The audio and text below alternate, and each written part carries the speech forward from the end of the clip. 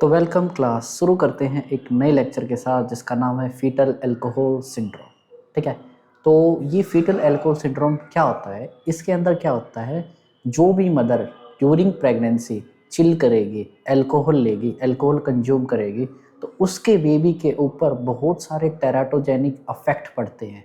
तो उनको हम इस टॉपिक के अंदर स्टडी करेंगे। देखिए, अल्कोहल एक हाईली टेराटोजेनिक सब्सटेंस है जो ईजिली प्लेसेंटा को क्रॉस करके बेबी के अंदर एंटर हो जाएगा। अब मदर अल्कोहल लेती है, मदर अपने शौक के लिए लेती है, मदर का लीवर है वो मैच्योर है, वो अल्कोहल को सम एक्सटेंट तक डाइजेस्ट भी कर सकता है। लेकिन अगर बेबी है, बेबी के पास जो अल्कोहल जाएगा, तो बेबी के पास अल्कोहल को डाइजेस्ट करने के लिए लीवर इमेच्योर है, तो लीवर के अंदर वहाँ पे अल्कोहल डाइजेस्ट नहीं हो पाएगा, जिससे क्या होगा, alcohol highly teratogenic effects show करेगा, जिनको हम इस टॉपिक के अंदर पढ़ेंगे। ठीक है, तो हम स्टार्ट करते हैं टॉपिक फीटल अल्कोहल सिंड्रोम। तो देखिए,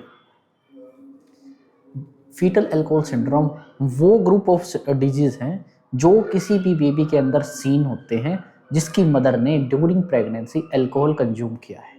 ठीक है, तो इसके अंदर आमतौर पे पूछा जाता है कि ट्रायड सिम्टम्स आते हैं, भाई कौन से ट्रायड सिम्टम्स आते हैं।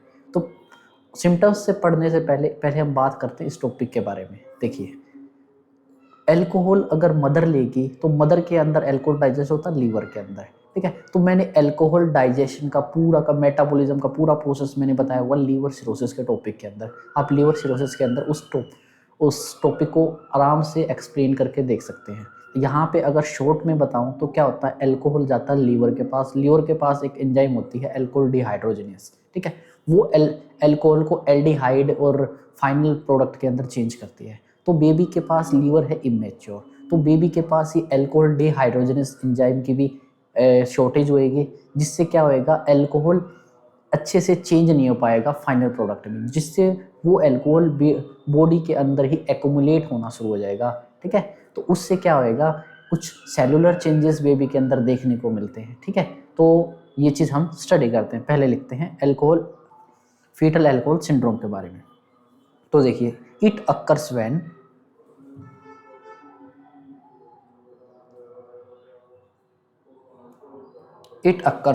mother consume alcohol during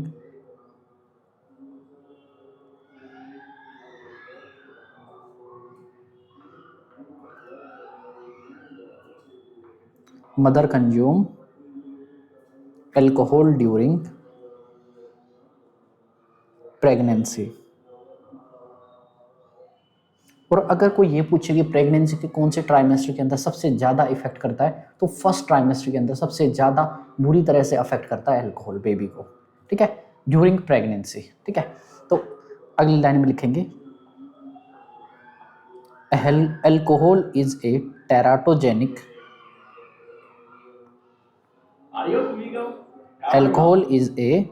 teratogenic substance which can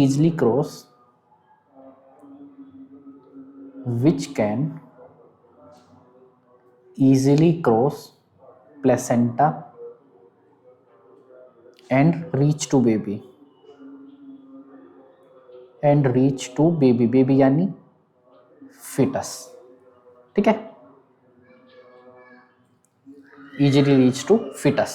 okay, अब अगली लाइन में लिखते हैं, fetus has immature liver।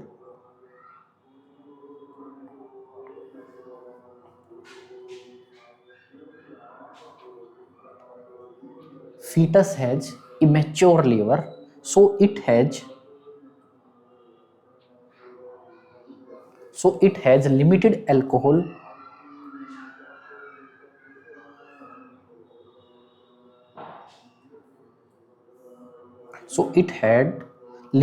alcohol dehydrogenase activity।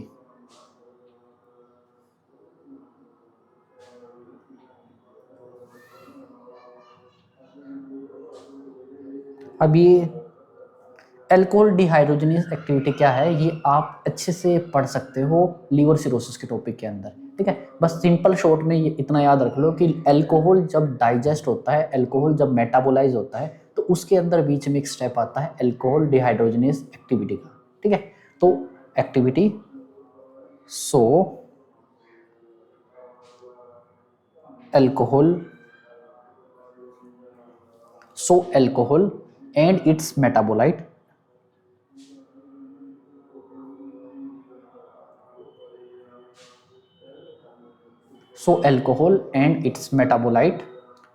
इसका मेटाबोलाइट मेनली होता है एसिटाइल एल्डिहाइड, ठीक है, acetyl aldehyde, that is acetyl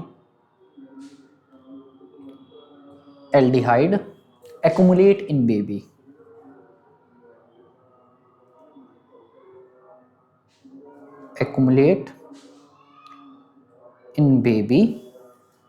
and cause cellular damage.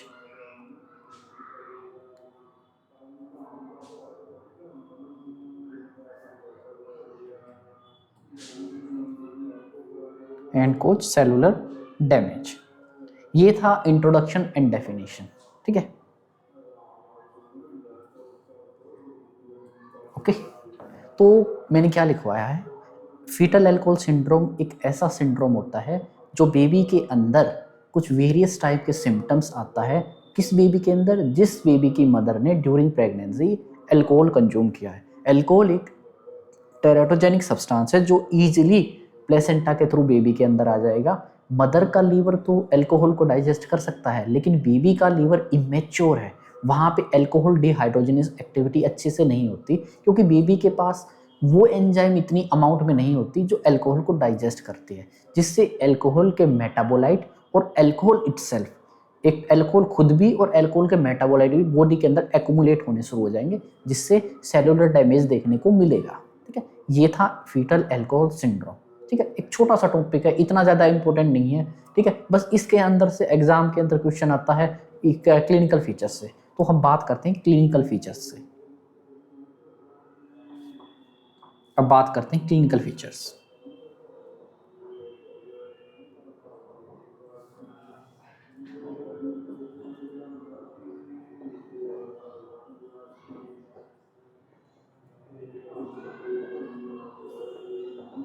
ठीक है, देखो क्लिनिकल फीचर्स के अंदर ना ट्रायड सिम्टम यहाँ पे देखने को मिलता है।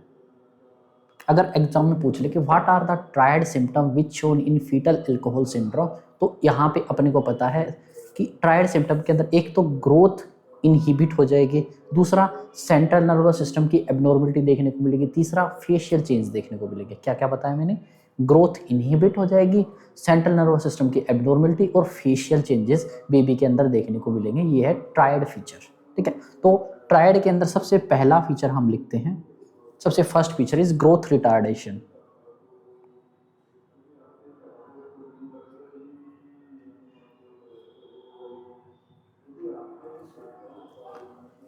जिस भी बेबी की मदर अगर अल्कोहल लेगी, कंज्यूम करेगी, तो उसके अंदर ग्रोथ इनहिबिट होगी ही होगी। तो इसके अंदर वो बेबी, उस बेबी के अंदर देखने को मिल सकता है लो बर्थ वेट, ठीक है, LBW वेट बेबी देखने को मिल सकता है, और बेबी का weight as per age growth increase नहीं होगा, तो यानी फेलियर टू थ्राइव, ये चीज़ अपने को देखने को मिल सकती है, ठीक है। अब बात करते हैं ट्रायड के अंदर second clinical feature.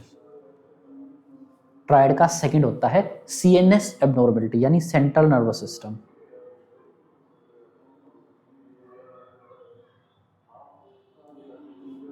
CNS abnormality के बारे में मैंने अभी तक बताया है। जब भी सेंट्रल नर्वस सिस्टम इन्वॉल्व होता है ना, एक क्लिनिकल फीचर हमेशा फिट बैठता है, वो होता है सीजर। तो जब बेबी पैदा होता है ना, ऐसे कहते हैं कि अल्कोहल वाला बेबी जब पैदा होता है ना, फीटल अल्कोहल सिंड्रोम वाला बेबी पैदा होता है ना, तो बेबी नशे में झूमता हुआ पैदा होता है। नशे में झूम रहा है यानी बेबी को सीजर हो रहे होंगे, ठीक है, तो लिख रखते हैं सीजर, ठीक है। अब सीजर के साथ तो बेबी पैदा होएगा, साथ में क्या है, अब बेबी को अल्कोहल की डिपेंडेंसी हो चुकी है, तो बेबी को अल्कोहल चाहिए, बेबी की बॉडी को अल्कोहल चाहिए। तो बेबी मुंह से तो बोलेगा नहीं कि मेरे को ला दारू पिला, ठीक है, ला पौवा दे मेरे को। तो बेबी क्या करेगा, अपनी डिमांड शो करने के लिए एक्सेसिवली क्राई करेगा, एक्सेसिव क्राई करेगा, ठीक है। और देखो अल्कोहल वाले बंदे को अगर हम शराब ना देते हैं, तो अल्कोहल वाले बंदे के अंदर, अल्कोहलिक बंदे के अंदर, शराबी बेवड़े के अंदर क्या होता है, शरीर में उचाटी लग जाती है, यानी शरीर के मेरे को अल्कोहल दो जल्दी दो जल्दी दो, तो बेबी के अंदर भी हाइपर एक्टिविटी शो होती है।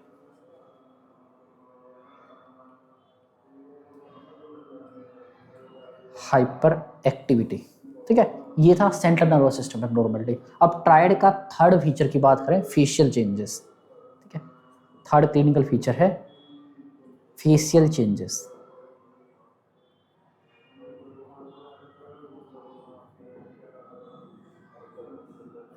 ठीक है। अब फेशियल चेंजेस क्या क्या देखने को मिलते हैं, इमेज के अंदर देखिए।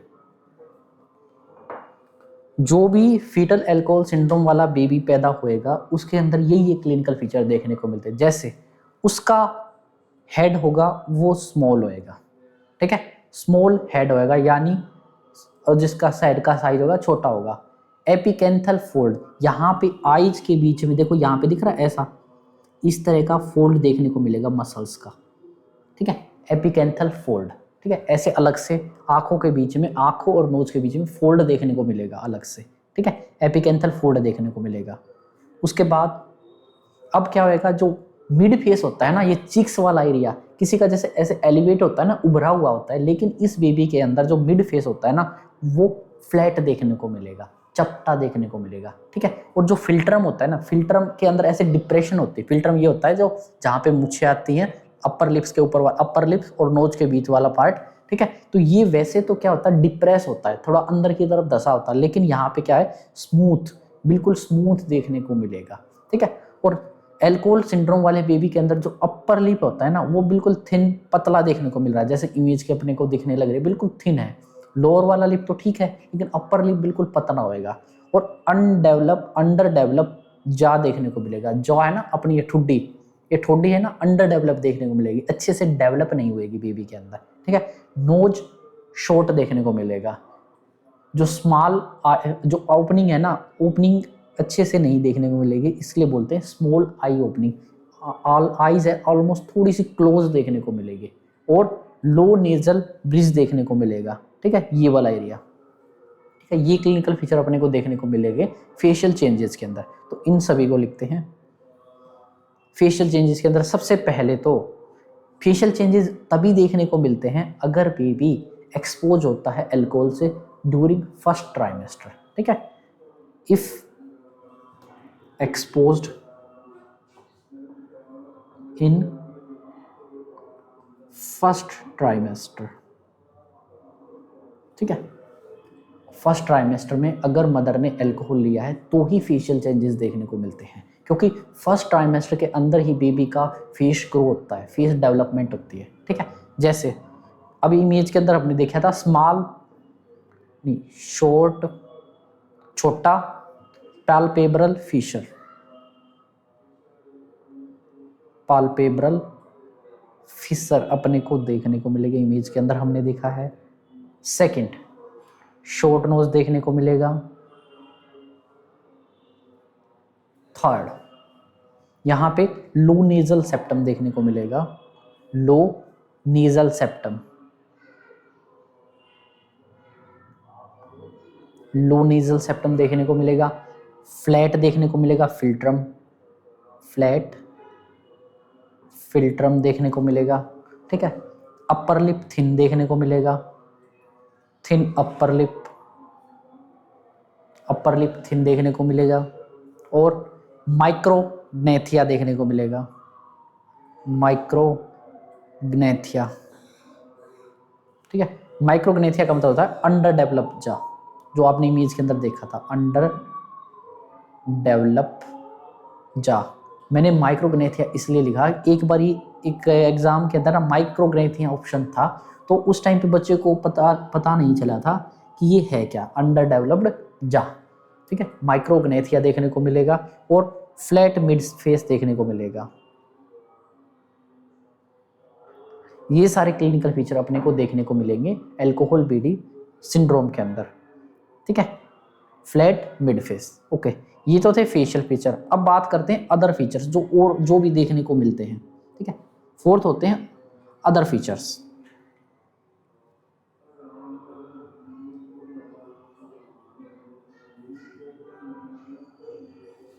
अदर फीचर जैसे हार्ट के अंदर भी कुछ एबनॉर्मलिटी देखने को मिलेगी। हार्ट के अंदर ज़्यादातर देखने को मिलता है ASD, एट्रियल सेप्टल डिफेक्ट, या वेंट्रिकुलर सेप्टल डिफेक्ट देखने को मिल सकता है। उसके बाद रेस्पिरेटरी डिस्ट्रेस देखने को मिल सकता है। ठीक है, ठीक है, रेस्पिरेटरी डिस्ट्रेस देखने को मिल सकता है। और एबनॉर्मल पाल्मर क्रीज देखने को मिल सकती है। पाल्मर क्रीज, पाम्स के अंदर जो क्रीज होते हैं ना, निशान होती है, लाइनिंग्स होती है, पाल्मर क्रीज, ये सारे क्लिनिकल फीचर आपको देखने को मिलेंगे इन फीटल एल्कोहल सिंड्रोम। ठीक है, क्या क्या बताया, एक तो ट्रायड फीचर और एक अदर फीचर। ट्रायड के अंदर एक तो होएगा बेबी के सेंट्रल नर्वस सिस्टम की एबनॉर्मलिटी, एक फेशियल चेंजेस, और तीसरा बेबी की ग्रोथ के अंदर अल्टरेशन हो जाएगी। ठीक है, ग्रोथ रिटार्डेशन हो जाएगी। ये तीनों चीज़ आपको केवल इनके नाम याद रखने हैं। फेशियल चेंजेस इतना अभी आज तक तो कभी पूछा नहीं गया है इतना डीपली कि फेशियल चेंजेस कौन से देखने को मिलते हैं। लेकिन अगर आपको याद ही रखना है, एक तो फ्लैट फिल्ट्रम, एक थिन अपर लिप, एक माइक्रोग्नेथिया, ये 3 चीज़ याद रख लीजिए। ठीक है, ओके। अदर फीचर भी इंपॉर्टेंट है। हार्ट के अंदर भी डिफेक्ट देखने को मिलता है, रेस्पिरेटरी डिस्ट्रेस देखने को मिलता है, और अबनॉर्मल पाल्मर क्रीज देखने को मिलती है। ठीक है, अब बात करते हैं मैनेजमेंट का। हम इस बेबी के अंदर कैसे मैनेजमेंट करेंगे? ठीक है, how do we manage a fetal alcohol syndrome baby. अब बात करते हैं हम मैनेजमेंट का। तो देखो, यहाँ पे बेबी के अंदर एक क्लिनिकल फीचर देखने को मिल रहा है, अदर्स के अंदर रेस्पिरेटरी डिस्ट्रेस। तो अपने को पता है भाई, रेस्पिरेशन बेबी की प्रायोरिटी होती है, तो यहाँ पे मॉनिटर करना है अपने को रेस्पिरेटरी स्टेटस को। ठीक है, उसके बाद रेस्पिरेटरी स्टेटस मॉनिटर करना है। अगर बेबी के सिक्रीशंस हैं ज़्यादा, अगर विजिबल सिक्रीशन है तो सक्शन कर दो, और उसके बाद सैचुरेशन फिर भी अच्छे से मेंटेन नहीं कर पा रहा तो ऑक्सीजन अटैच कर दो, फेस मास्क वगैरह से, किसी भी चीज़ से कर सकते हो, हुड से कर सकते हो। ठीक है, और अगर बेबी के अंदर यहाँ पे हम चेक करेंगे RBS, हाइपोग्लाइसीमिया है तो हाइपोग्लाइसीमिया को मैनेज करो। यानी कुल मिला के अपने को यहाँ पे सिम्टोमेटिक मैनेजमेंट करना है, कुछ एक्स्ट्रा मैनेजमेंट करने की जरूरत नहीं है। यहाँ पे बेबी को क्या क्लिनिकल फीचर आ रहे हैं, यहाँ पे बेबी को विड्रॉल से रिलेटेड क्लिनिकल फीचर देखने को मिल रहे हैं। तो अपने को केवल मैनेजमेंट के अंदर सिम्टोमेटिक मैनेजमेंट करना है। अपने को क्या करना है, सिम्टोमेटिक। ठीक है, सिम्टोमेटिक मैनेजमेंट करना है। ठीक है, सिम्टोमेटिक मैनेजमेंट अपने को करना है बेबी के अंदर। ठीक है, जैसे लिख लेते हैं, monitor respiratory status, manage hypoglycaemia,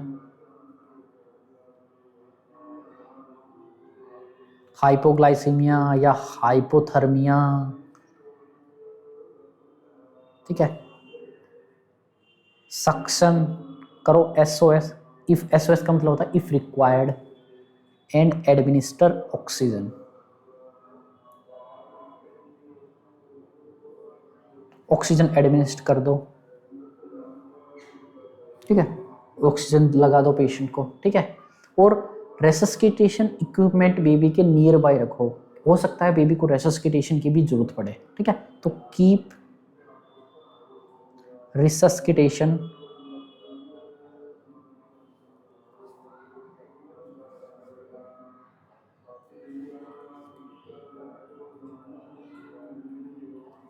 equipment nearby. We have to prepare for every possible emergency.